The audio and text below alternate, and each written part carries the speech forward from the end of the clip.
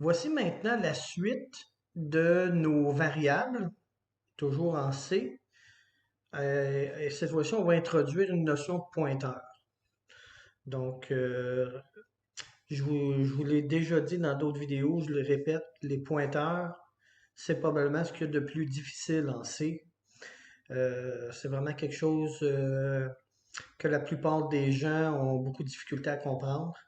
Et c'est vrai que c'est pas si évident que ça. Donc, c'est avec raison que vous trouvez ça difficile. Et puis, je vais essayer de vous le montrer le mieux que je peux. Et puis, je pense qu'avec un petit exercice simple, vous devriez comprendre, du moins je l'espère. Mais si vous ne comprenez pas du premier coup, c'est pas grave. Je vais peut-être faire même un deuxième exercice, sachant que les pointeurs, c'est un petit peu plus compliqué que le reste. Alors, on se rappelle que une variable, ce qu'on appelle une variable, c'est un nom qu'on donne à un espace en mémoire qui est réservé pour nous autres. Comme quand je dis int a, la variable a, c'est un espace en mémoire de type entier qui va me servir à mettre un entier, puis au lieu de donner de l'adresse mémoire, parce que de toute façon je ne la connais pas, je vais toujours utiliser a quand je veux me référer à cet emplacement de la mémoire. Donc j'y vais avec un petit récapitulatif. Je vais créer un programme que je vais appeler myvar2.c. Je vais toujours avec l'inclusion d'stdio.h. Je définis ma fonction main qui va retourner un entier.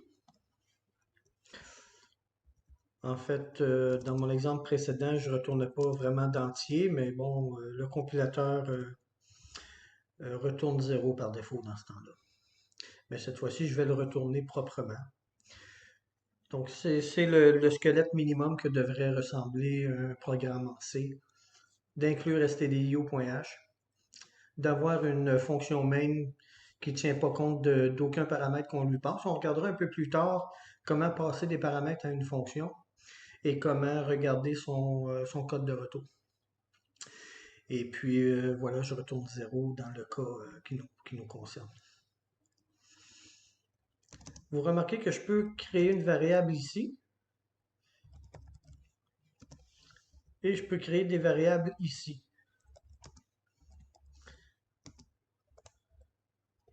Il faudrait que je leur donne des noms différents pour faciliter les choses. C'est pas obligé, je peux leur donner le même nom, mais pour une raison d'enseignement, pour le transfert de connaissances que je fais avec vous, euh, ça va être plus facile pour la compréhension d'y aller avec deux noms de variables différents, mais un jour, on fera des exemples avec des noms identiques. Ce qu'il faut comprendre, c'est la portée de la variable. Quand une variable est déclarée à l'extérieur d'une fonction, sa portée, elle est globale. Donc, toutes les fonctions dans mon programme, puis là, on n'a pas encore vu la notion de fonction, mais on y viendra plus tard. Toutes les fonctions dans mon programme vont pouvoir interagir avec cet espace-là de la mémoire par le biais du nom de la variable, un espace mémoire qui va mesurer un caractère réservé pour moi. Quand la variable est déclarée à l'intérieur d'une fonction, elle appartient à cette fonction-là. Donc, une fonction, si j'avais une fonction ici qui retournerait un entier et qui aurait pour but d'additionner deux chiffres, et puis évidemment, je devrais passer le chiffre A et le chiffre B à cette fonction-là. Bon, je vais y aller avec une petite fonction très simple. Retourne A plus B. Donc, voici une fonction que j'ai créée qui additionne deux chiffres. Je vais d'abord devoir donner deux chiffres à cette fonction. Et cette fonction, étant donné qu'elle s'appelle additionner, ben, elle va retourner l'addition de ces deux, ou la somme de ces deux chiffres-là. Alors ici, je pourrais me servir de lettre A si je voulais. parce que A, c'est une variable globale. Et si j'en avais besoin ici, je pourrais m'en servir. Je pourrais lire cette variable-là pour voir qu'est-ce qu'il y a en mémoire. Je pourrais y attribuer une nouvelle valeur. Par contre, je ne pourrais pas utiliser la variable lettre B parce que lettre B n'est pas une variable globale. Elle appartient seulement à main. Elle n'est pas connue ici. Donc, j'ai aucune idée de lettre B, de ce que ça peut avoir. Elle est hors de ma portée. Donc, j'ai fait la fonction ici simplement pour vous montrer, mais je ne l'appellerai pas, on ne s'en servira pas. C'est pas le but de l'exercice aujourd'hui. Le but de l'exercice, c'est d'approfondir un peu nos connaissances sur les variables et de se diriger vers les pointeurs tranquillement. Alors, si vous me permettez, je vais enlever ça. Et je vais enlever ça ici. On va y aller avec une variable comme celle-là. Alors, je vais dire ici que lettre A égale A. On va mettre G. On ne l'utilise pas souvent, cette lettre-là. Et puis ici, je peux faire printf une lettre, deux points, %C, parce que je veux afficher un caractère. Et étant donné que dans mon formatage, j'ai un format, je dois passer un paramètre à la fonction printf. Et le paramètre sera lettre A. Lettre A qui est égale à G, ou bien là, étant donné que j'en ai juste un, je vais l'appeler juste lettre. Lettre égale G, et je vais afficher lettre. Donc, ça fait moins de confusion comme ça. GCC pour G compiler. GNU C compiler. Si j'ai une erreur, c'est bien que j'ai une erreur, en même temps, ça va me permettre de vous expliquer quand vous avez une erreur de compilation, comment un peu comprendre ce qui apparaît à l'écran. Dans le programme marvar2, à la ligne 9, le 38e caractère, le compilateur s'attendait à voir une parenthèse avant de voir le point-virgule. Alors, il y a un point-virgule, mais il se serait attendu, lui, à voir une parenthèse à la ligne 9, vers la fin de la ligne, la colonne 38. On va aller voir ce qui se passe. Dans mon éditeur, moi, je peux faire 2.9, et puis ça me mène à la ligne 9. Et puis, effectivement, ici, j'ai oublié de fermer ma parenthèse. Alors voilà, j'ai oublié de fermer ma parenthèse, donc l'erreur de compilation me le montrait bien. Alors, ça me permet de corriger. Et voilà, j'ai plus d'erreur de compilation. Donc maintenant, je vais pouvoir exécuter mon programme. Donc, une lettre, c'est G. Alors, on se souvient qu'on avait mis la lettre G. Maintenant, comment avoir une chaîne de caractères, hein, ce qu'on appelle une phrase ou un mot. Parce que c'est beau là d'avoir des lettres, mais un mot, ça pourrait être intéressant, et une phrase ou un texte entier aussi. Pour ce faire, ce qu'on va faire, c'est qu'on va définir de type char mot, et mot va pouvoir contenir jusqu'à 10 chars. Donc, ce que je viens de faire ici, ça peut porter plusieurs noms. On va les passer. Je réserve un emplacement en mémoire de type caractère et j'en veux 10 consécutifs. Donc, c'est 10 caractères consécutifs et mot, qui est le nom de la variable, va faire référence. En fait, quand je vais appeler mot, mot va m'amener toujours sur la première lettre des 10 lettres. C'est comme ça qu'il faut le comprendre. Mot est un nom de variable. Cette variable-là, on peut l'appeler un tableau à une dimension ou un array. Un array de 10 caractères ou un tableau à une dimension. La seule dimension, c'est un vecteur. Ce vecteur-là débute à 0, 1, 2, 3, 4, 5, 6, 7, 8, 9. Et dans la mémoire, physiquement dans la mémoire, mot, c'est la référence vers la première lettre. Et en langage C, comment on sait qu'un mot ou une phrase termine?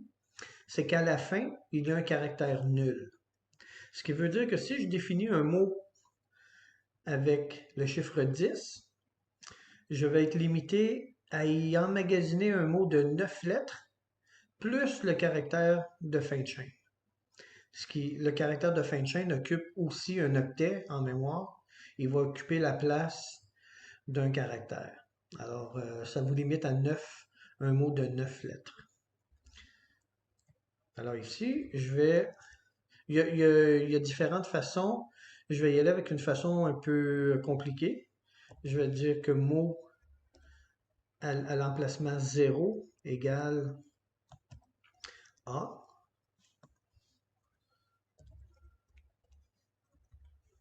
À l'emplacement 1, 2 et 3, j'aurai L, L, O.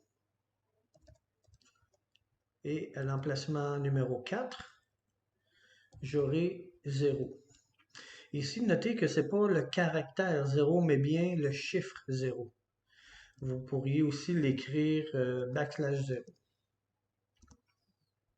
Backslash 0, ça c'est le caractère nul. Ou le chiffre 0, c'est le caractère nul. Donc, on se rappelle de la table ASCII ici. Dans la table ASCII, c'est là ici qu'il faut faire attention parce que le chiffre 48, si j'avais mis 48, ça m'aurait donné le caractère 0. Alors que en mettant 0, c'est réellement le caractère nul. Et moi, c'est pas le 0 ici que je dois mettre. C'est pas ce 0-là. Il faut faire vraiment la différence entre euh, le caractère dans la table ASCII qui représente 0, 1, 2, 3, 4, 5, 6, 7, 8 ou 9, ou réellement un nul, un caractère nul qui est vraiment le néant, qui est vraiment la valeur 0. Donc ça, c'est très important à faire attention. Alors voilà, ici j'ai écrit le mot allô, je vais aller le stocker dans la mémoire et je vais dire le mot est %s parce que je vais S pour string, souvent aussi une chaîne de caractères. On va appeler ça une string en anglais, ou un vecteur, ou un tableau à une dimension. Ce sont des termes que vous pourriez entendre qui font tous référence à la même chose. Alors, je lui passe mot, et puis on va regarder qu'est-ce que ça nous donne. Alors, vous voyez, le mot est allô. Et puis, le compilateur ou le code en binaire, le langage machine, s'est arrêté à la lettre O, puisque la lettre suivante, c'était un caractère de fin de chaîne. Donc, juste pour vous montrer que si je veux arrêter ma chaîne de caractères à la position 2, maintenant le mot serait AL seulement, puisque maintenant, à la position 2, j'aurai un caractère de fin de chaîne. Donc, vous voyez ici, si je compile maintenant et que j'exécute mon programme, le mot est AL. La seule raison, c'est que j'ai mis mon caractère de fin de chaîne au mauvais endroit. Et puis là, ben, ça vient couper mon mot à ce moment-là. J'espère que vous comprenez un peu là, le fonctionnement des chaînes de caractères. Mais évidemment, euh, dans la vraie vie, personne va faire une assignation d'un mot ou d'une phrase de cette façon-là. Ce serait beaucoup trop lourd. Ce qu'on va faire habituellement, c'est qu'on va utiliser strcpy, qui est une fonction en C, qui existe dans string.h. Donc string.h, je vais devoir l'inclure ici, parce que je, euh, je traite avec des chaînes de caractères présentement. Alors je vais inclure string.h. Si vous ne le savez pas dans quoi est inclus, non, je ne le mettrai pas parce que, étant donné que vous êtes débutant, vous ne savez pas nécessairement que c'est dans string.h. Vous avez peut-être trouvé sur Internet une façon de copier une chaîne de caractères. Il y a quelqu'un qui vous dit, ben, fais strcpy, qui veut dire string copy. Et puis vous le faites, puis vous avez une erreur de compilation, puis après ça, vous vous demandez pourquoi. Alors, je vais y aller dans cette optique-là. Je ne vais pas l'inclure, je veux une erreur de compilation. On va la lire ensemble, on va essayer de la comprendre. Puis ensuite, on va essayer de corriger notre erreur de compilation. strcpy, la façon que cette fonction-là fonctionne, on lui donne d'abord la destination, et puis moi, ma destination, c'est la variable mot. Donc, vous vous rappelez, imaginez-vous toujours, ça se passe en mémoire. Il y a un endroit dans la mémoire, quand je démarre mon programme, que le système d'exploitation a réservé 10 espaces en mémoire. Et quand je veux me référer à ces 10 espaces en mémoire-là, et c'est la variable mot qui fait référence à la première position de mon vecteur. Alors, mot, c'est l'emplacement du premier caractère. Et quand va se terminer ma chaîne va se terminer quand je rencontrerai un caractère de fin de chaîne. Donc, le nul, le caractère nul. strcpy, je lui passe deux paramètres. Je lui passe allo et mot. Alors, comme les assignations, vous vous rappelez quand on écrit A égale 23, ou quand j'écris lettre égale G, la façon que le compilateur fonctionne, on commence toujours par la partie de droite et on l'envoie vers la gauche. Ici, c'est le même principe. On prend la partie de droite et on va l'envoyer vers la gauche. Le compilateur, pas le compilateur, mais le langage binaire, le langage machine, quand ça va s'exécuter, les deux paramètres vont être passés à la fonction strcpy. La fonction, ce qu'elle va faire, c'est que la première lettre, elle va la mettre dans mot à l'indice 0. Celle-là ici, elle va la mettre dans mot à l'indice 1. Celle-là dans mot à l'indice 2. Et celle-là à l'indice 3. Et ensuite, elle va mettre un caractère de fin de chaîne, comme je l'avais fait précédemment, finalement. Elle va faire la même chose. Par contre, elle va le faire avec une boucle for ou while ou peu importe. C'est pas important pour nous de savoir exactement comment elle a été écrite, mais on pourrait l'écrire nous-mêmes, finalement, cette fonction-là. Alors voilà, c'est l'idée ici de mot qui est égal à allo. Alors on va compiler ça. On s'attend à avoir une erreur de compilation. Et puis voilà, ça me dit qu'à la ligne 13, j'ai un warning. Un warning, habituellement, ça n'empêche pas le compilateur de générer un exécutable. Par contre, c'est toujours intéressant de ne pas avoir de warning parce que il est possible qu'il ait généré un exécutable et qu'il ait pris pour acquis quelque chose qu'on ne voulait pas. Alors, si on veut bien maîtriser notre code, on ne laisse pas le compilateur prendre des choses pour acquis. On lui dit précisément quoi faire, comment le faire, et on ne veut pas de warning généralement. Mais bon, le warning nous dit qu'il y a une déclaration de fonction strcpy là, qui est problématique ici. Incompatible implicit declaration of a built-in function strcpy. Il nous demande d'inclure string.h. C'est lui qui va contenir la déclaration de strcpy. Donc, on nous propose ici d'ajouter. Par contre, c'est pas toujours aussi clair quand on compile. Il y a des fonctions que le compilateur ne va pas nous le dire qu'est-ce qu'il faut inclure. Et il faut faire des petites recherches souvent. Alors, je vais modifier mon code encore. Maintenant, je vais inclure string.h. Parce que je sais maintenant que j'ai besoin de string.h parce que strcpy, c'est une fonction qui n'est pas native. Elle n'est pas connue elle ne fait pas partie des input-output standards. Si je veux l'utiliser, je dois inclure ce header, ce fichier d'entête qui contient le code approprié pour exécuter cette fonction-là.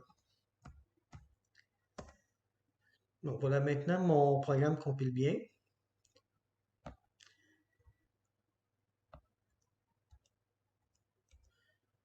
Voyons la suite. Alors, on voit maintenant que le mot est allô, comme tantôt. Donc, le programme fonctionne toujours et vous voyez qu'on n'écrit pas allô du tout de la même façon que tantôt.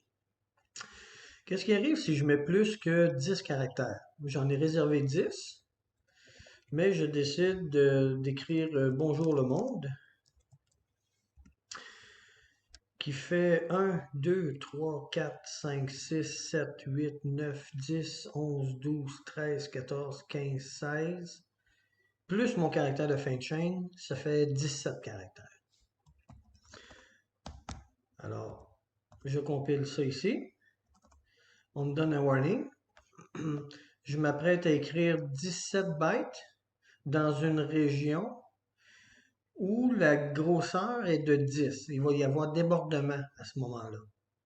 Mais c'est juste un warning, hein. Comme je l'ai dit, le programme va compiler quand même. Techniquement, je sais ce que je veux et ça fonctionne. Pourquoi ça fonctionne maintenant? Je vais vous l'expliquer. Puis en même temps, je vais l'exécuter plusieurs fois. Voilà.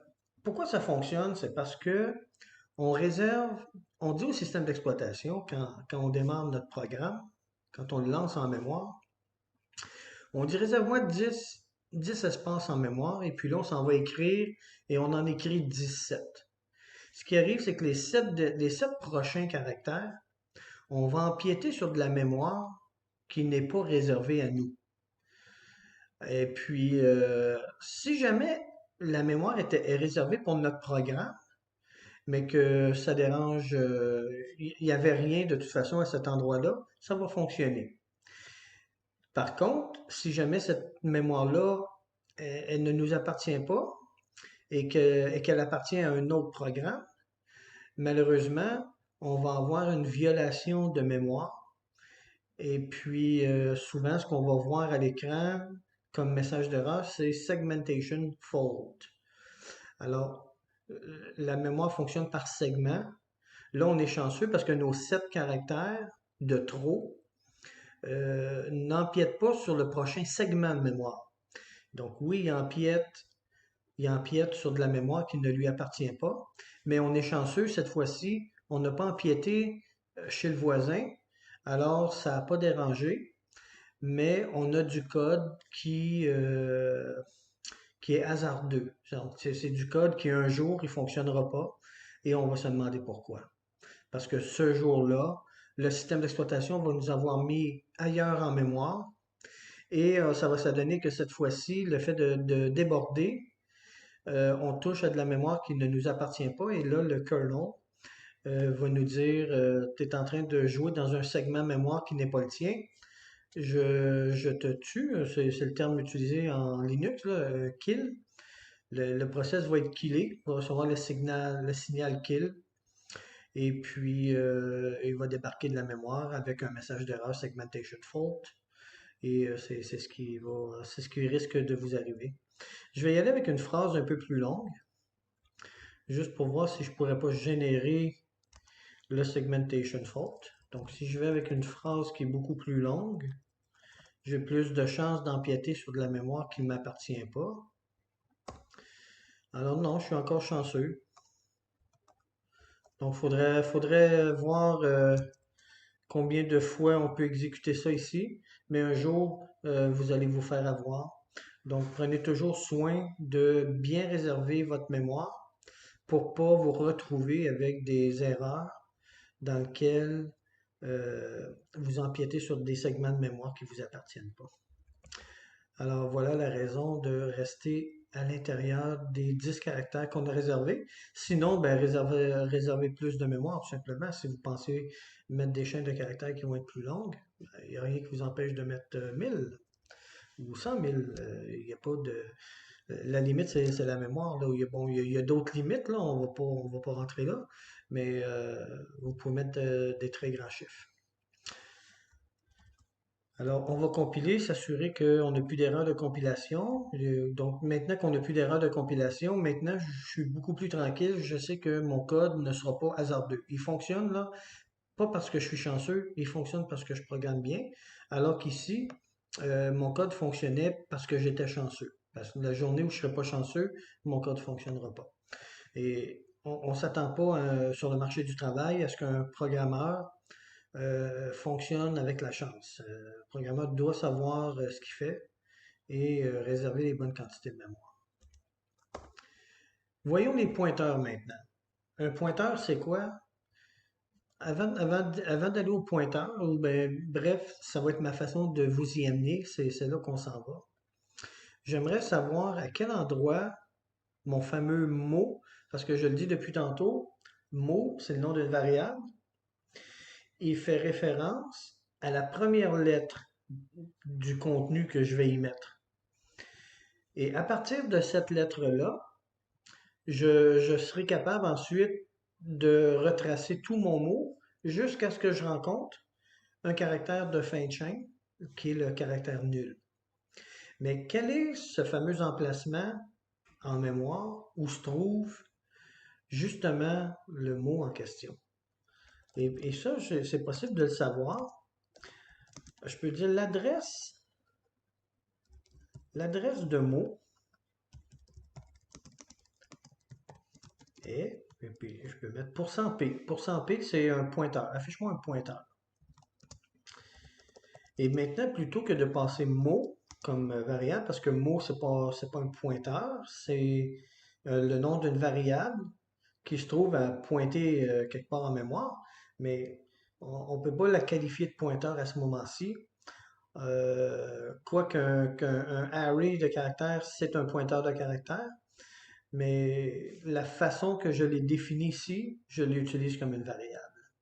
Si je veux vraiment l'utiliser comme un pointeur, j'ai juste à mettre un petit et commercial en avant. Quand on met un et commercial devant le nom d'une variable, et puis je peux faire la même chose avec lettres.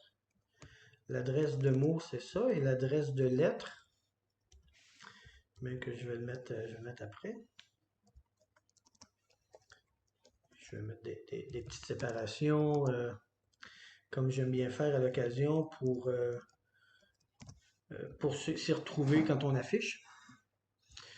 L'adresse de lettres, donc on se rappelle que j'ai une variable qui s'appelle lettres. Elle est ici. Je l'ai définie ici. Je l'ai assignée ici. Alors, j'aimerais ça savoir à quel endroit en mémoire se trouve cette fameuse lettre, puis à quel endroit en mémoire se trouve le mot. Évidemment, la lettre, ça va vraiment me donner l'adresse où est positionnée la lettre. Alors que mot, ça va plutôt me donner l'adresse où est la première lettre du mot. Mais je veux savoir qu'à partir de cette adresse-là, la prochaine case mémoire, c'est la deuxième lettre de mon mot. La troisième, bref, jusqu'à 100 000 comme ça. Donc, je peux aller jusqu'à 100 000. Les 100 000 prochains caractères m'appartiennent, je les ai réservés. Je peux mettre ce que je veux dedans. Et pour l'instant, j'ai mis bonjour. Donc, j'en ai pas utilisé beaucoup sur les 100 000. Alors, je réserve beaucoup de mémoire pour rien. Et si je programme comme ça, mes programmes vont être très gourmands en mémoire pour absolument rien. Alors, toujours faire attention à ça. Alors voilà, je vais afficher l'adresse de mots et l'adresse de lettres. Je vais compiler ça. Et puis, voilà, je vais exécuter ça. Donc voilà, ma lettre, c'est G et le mot, c'est bonjour. L'adresse en mémoire de le G est à cet endroit-là en mémoire. Donc ça, c'est son adresse dans la mémoire. Alors que mot, lui, est un petit peu à côté, pas très loin. Alors, mon programme est amené en mémoire. J'ai une variable ici, une adresse qui est réservée et j'ai mis G. Et un peu à côté, j'ai 100 000 caractères, donc là, c'est très long. Mais le premier caractère ici, c'est son adresse, il est à cet emplacement-là. C'est comme ça que ça fonctionne. Alors que si on regarde maintenant, je pourrais me faire un pointeur. Là, je vais me faire un pointeur ça va être un pointeur de caractère que je vais appeler. La façon de définir un pointeur, c'est on met une étoile ici et je vais l'appeler PTK. Donc, c'est un pointeur de caractère. Un pointeur de caractère, maintenant, ça fonctionne un peu comme une variable. OK, il faut comprendre. euh, J'essaie de vous l'enseigner du mieux que je peux. Lettre ici, on se rappelle que lettre, c'est le nom de l'emplacement en mémoire qui contient la lettre. Mot, c'est le nom de l'emplacement de la mémoire qui contient la première lettre du mot et les autres sont juste à côté, jusqu'à ce que je rencontre le caractère nul. Alors que PTK, c'est un emplacement en mémoire qui va contenir une adresse. Il ne contient pas de lettres ou de mots. Lui, il va contenir une adresse. Alors, voilà, on va y aller encore avec un affichage à l'écran. Je vais maintenant vous afficher l'adresse de PT. On sait que PT, c'est mon pointeur. Et là, je n'ai pas besoin de mettre le... Ah oui, je vais mettre le i commercial, pardon. PTK.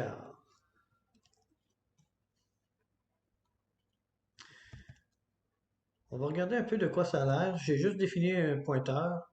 Et pour l'instant, il ne pointe sur rien. Alors, voilà, je vais exécuter ça. Alors voilà, la lettre, elle est située à cet endroit-là en mémoire. Le mot est situé à cet endroit-là en mémoire. En fait, la première lettre du mot. Ensuite, les autres lettres sont collées. Vous voyez qu'il n'y a pas un grand espace entre ici et là. Par contre, ici, on va aller plus loin dans la mémoire. Ah, en fait, on est juste vis-à-vis celle-là ici. Et puis là, on a notre pointeur qui est là. Donc, celui de 100 000, le système d'exploitation nous l'a mis un peu plus loin. Probablement, étant donné qu'on a besoin de 100 000 caractères consécutifs, il n'y avait peut-être pas de l'emplacement entre lettres et PT. Parce que lettres et PT, on voit qu'ils sont relativement collés et l'adresse est sensiblement la même. Par contre, ici, ça se termine par E8, ici E0. Donc, ils sont vraiment un à côté de l'autre. Mais on voit que les 100 000 caractères, il a fallu aller les chercher plus loin dans la mémoire parce que là, on n'avait peut-être pas 100 000 caractères consécutifs. On est allé réserver un autre segment. Donc, le système d'exploitation nous a tout arrangé ça. Il nous a réservé les bonnes cases et puis il nous a retourné les adresses. Puis il dit voilà, tes adresses à toi pour t'amuser sont ici. Alors, quand on met un G, on va aller le porter à cette adresse-là, le G, euh, la lettre G, là, quand on le met dans la lettre. Quand on dit strcpy de bonjour, on sait que le B va aller à cette adresse-là. Le O va aller à 41. Le suivant va aller à 42, 43, etc., jusqu'à 100 000 comme ça. Évidemment, on est en hexadécimal ici. Après 9, ça va être F. Après 9, ça va être A, B, C, comme ça jusqu'à F. PT, cet emplacement-là en mémoire va contenir une adresse. Donc, un pointeur, ce que ça contient l'adresse où se trouve quelque chose. Une variable, ça contient la chose, alors qu'un pointeur, ça contient l'adresse où se trouve la chose. Elle a la nuance. Lettre contient une lettre. Un pointeur vers lettre contiendrait l'adresse où se trouve la lettre. J'y vais avec un exemple concret. myvar2.c. Vous voyez ici, je vais dire que ptchar égale l'adresse de la lettre. Alors maintenant, si j'affiche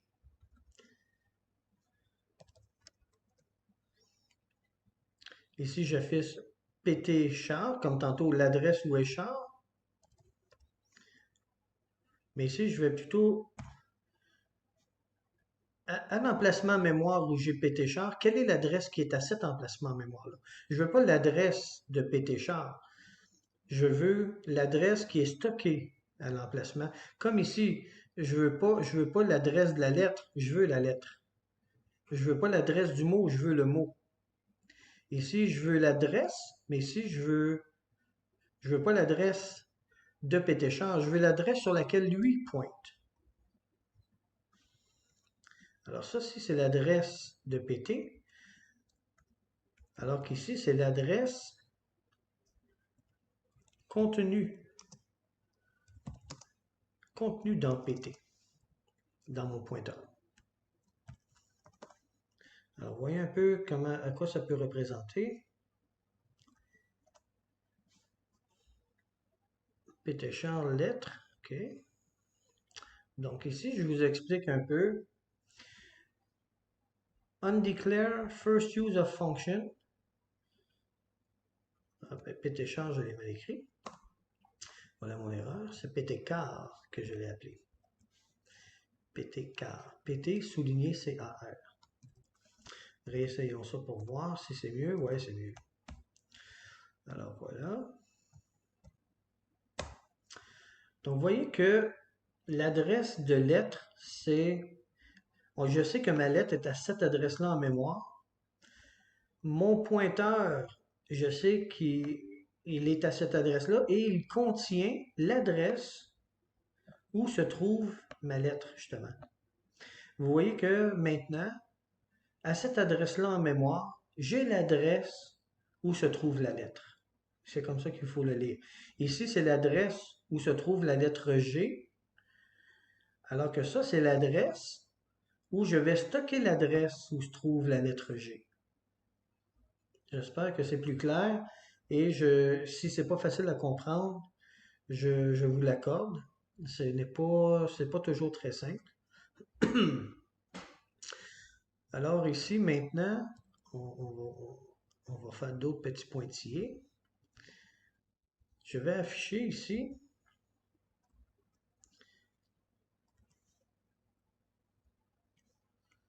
la lettre E pour sensé. Et là, je vais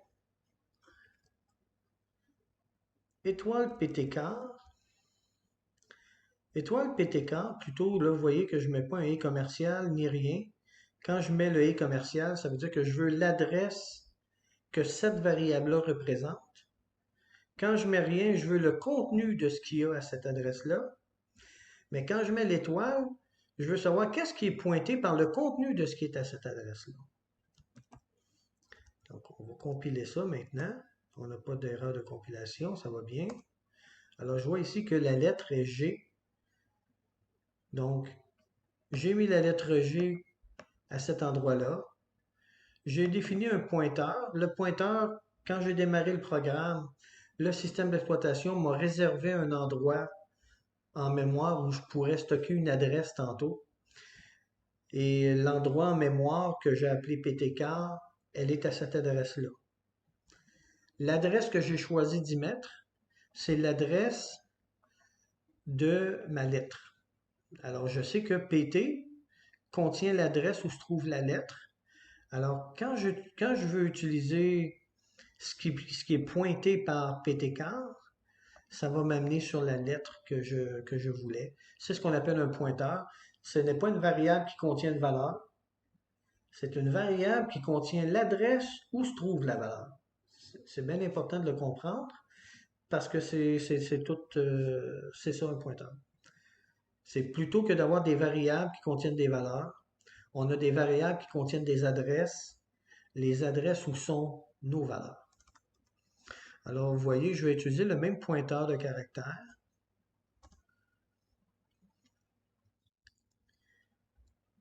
Je vais faire un autre exemple ici. Cette fois-là, mon pointeur de caractère, je vais le faire pointer. Je vais le faire pointer sur le mot plutôt que la lettre. Donc, mon même pointeur de caractère, maintenant, ne pointera plus sur la lettre. Il va pointer maintenant sur le mot. Je vais arrêter le programme là pour l'instant. On va compiler, on va regarder où on est rendu avec ça. Donc voici, ça c'est une erreur, c'est un warning en passant, c'est pas grave, mais je vous explique un peu pourquoi. J'essaie présentement, ce que ça me dit, c'est qu'à la ligne 31, j'essaie d'assigner un pointeur de type pointeur de caractère. J'essaie de lui mettre un pointeur vers 1000 caractères. Donc, c'est comme si je disais, tu es un pointeur de caractère et j'essaie de te mettre l'adresse de quelque chose qui pointe vers 1000 caractères. Mais je le sais, puis c'est ce que je veux. Alors, ce wording-là n'est pas grave, mais si on veut vraiment dire au système d'exploitation qu'on sait ce qu'on fait, puis on veut pas de warning parce que c'est vraiment ça qu'on veut. Ici, à la ligne 31, on peut utiliser une technique de cast qu'on appelle. On veut caster une variable, de dire, je sais que ce pointeur-là ici, là, c'est autre chose qu'un char étoile, parce que vous vous rappelez ici que PT, il est de type char étoile. Alors, fais comme si l'adresse de mot était un char étoile. Alors ici, là, on fait juste lui dire, je le sais que c'est un char de 1000 caractères, mais de toute façon, je sais que l'adresse de la première lettre, ça équivaut à un pointeur de caractère. Alors, je fais juste ici lui mentionner. On appelle ça caster une variable. Donc, c'est une technique que vous pourrez utiliser à l'occasion, mais utilisez-la seulement si vous savez ce que vous faites. Sinon, vous allez peut-être cacher un warning, mais que, en fait, vous avez une erreur, là. Vous aviez une erreur de logique. Alors voilà, j'ai plus de warning. Et puis, si j'exécute mon programme, donc on revient ici. Donc, je repasse du début. J'ai mis G à un endroit en mémoire que j'ai appelé lettre. J'ai mis bonjour à un endroit en mémoire que j'ai appelé mot pour le B et les 100 000 autres. Donc, je remplis jusqu'à ce que je mette un 0 à la fin. On se rappelle que lettre pointe à cet endroit-là en mémoire. Mot pointe à cet endroit-là. Mot, c'est cet emplacement-là en mémoire qui est réservé pour mettre la lettre G. C'est cet emplacement-là qui est réservé pour écrire bonjour, pour mettre le mot bonjour dans la mémoire. Et mon pointeur, lui, c'est à cet endroit-là que si j'ai une adresse à mettre, je vais aller mettre l'adresse à cet endroit-là. Alors, le premier coup, à cette adresse-là, l'adresse qui est de ma variable ptcar, je suis allé mettre l'adresse de la lettre et j'ai affiché la lettre. Ensuite, à la même adresse pointée par mon pointeur, je suis allé mettre l'adresse de mot cette fois-ci. Donc, vous voyez, cette fois-ci, c'est l'adresse de mot que j'ai mis. Et puis maintenant, ben, je vais afficher le mot.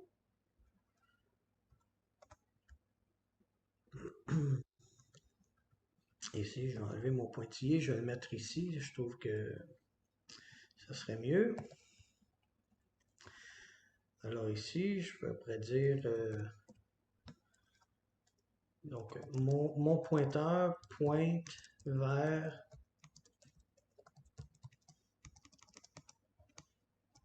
là je pourrais mettre %S parce que je sais que j'ai une chaîne de caractères à cet endroit-là. Et ce qui est pointé par mon pointeur finalement.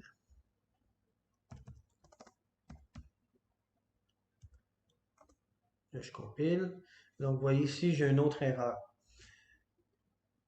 Il y a %S s'attend à ce qu'on lui donne comme argument un pointeur de caractère, mais l'argument numéro 2 est un entier. Alors, on va lui dire ici,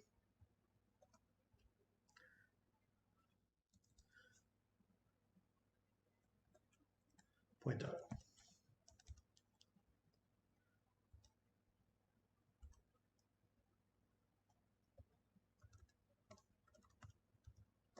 Ah, oui. Alors voici, maintenant on a bonjour. Parce que là, je lui ai donné le pointeur. Lui, ce qu'il veut, de toute façon, c'est un pointeur qu'il voulait. Alors, juste pour votre compréhension, juste pour être sûr qu'on se comprend bien, %S, je vais aller avec lui. %C a besoin qu'on lui donne la lettre. Alors, je lui ai donné la lettre qui était pointée par l'adresse qu'on trouve à PTCar, mais la valeur qui est à cet endroit-là. Donc, on se rappelle que PTCar, il est à un endroit en mémoire, il contenait une adresse et c'est le caractère qui est à cet endroit-là que je voulais. %S n'a pas besoin du contenu, il a besoin justement de l'adresse. Alors, c'était suffisant de lui donner l'adresse où pointe PTCar parce qu'il pointe sur un pointeur de caractère, de toute façon. Alors voilà ici, lorsque mon pointeur qui était à l'adresse, je vais nommer juste les deux derniers, hein, plutôt que tout nommer, il était à l'adresse E0, je lui ai mis E8, alors il m'a affiché G. Alors mon pointeur qui est toujours en euh, cet espace mémoire-là dans lequel je peux mettre une adresse, au lieu de mettre l'adresse E8, j'ai mis l'adresse 40. Alors maintenant, il m'affiche bonjour. Donc, vous voyez, ici, je fais un printf de PT. J'ai pourtant G, j'ai pourtant bonjour, parce que mon pointeur ne pointe pas au même endroit. Alors que lettre a toujours existé, a toujours contenu G, et mot a toujours contenu bonjour.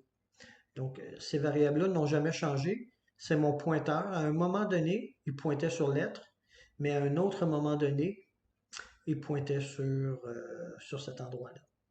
Donc, se souvenir qu'un pointeur, en fait, un caractère, une variable de type caractère contient, euh, une variable de type caractère, c'est une façon de nommer un emplacement en mémoire dans lequel on va pouvoir aller porter notre caractère. Une variable de type int, entier, c'est le nom d'un emplacement en mémoire où on va pouvoir aller porter un entier, un nombre entier. Quand une variable est de type pointeur, ce nom de variable-là, c'est un endroit en mémoire qu'on a réservé qui va pouvoir contenir une adresse d'une autre case mémoire. Donc là où il pointe. Donc c'est pour ça qu'on appelle ça un pointeur. À cette adresse-là, on met l'adresse de l'endroit où est le contenu. Alors c'est important que si c'est pas clair, écoutez cette vidéo-là 2, 3, 4 fois. N'hésitez pas à le pratiquer, à vous pratiquer vous-même en affichant carrément l'adresse où vous êtes. Et les adresses changent à chaque exécution. Vous voyez ici, j'avais 16E8 et 9040. J'ai 26E8, A040. Donc les adresses sont différentes.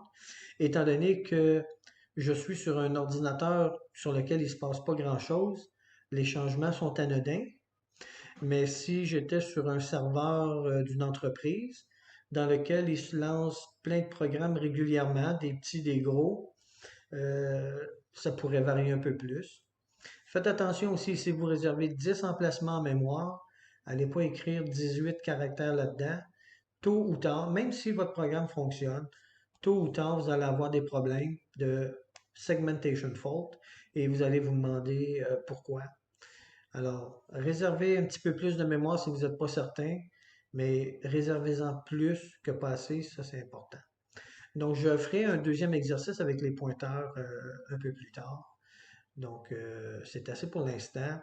C'est déjà pas mal de matière à absorber, mais ça serait important de le pratiquer et de réécouter cette vidéo-là à quelques reprises en pratiquant et en comprenant bien ce qu'on fait ici. C'est tôt ou tard, vous allez programmer en C si vous devenez euh, à vouloir faire des programmes plus complexes, plus élaborés, vous allez finir par avoir besoin de pointeurs. En espérant que ça vous aide avec cette compréhension des pointeurs.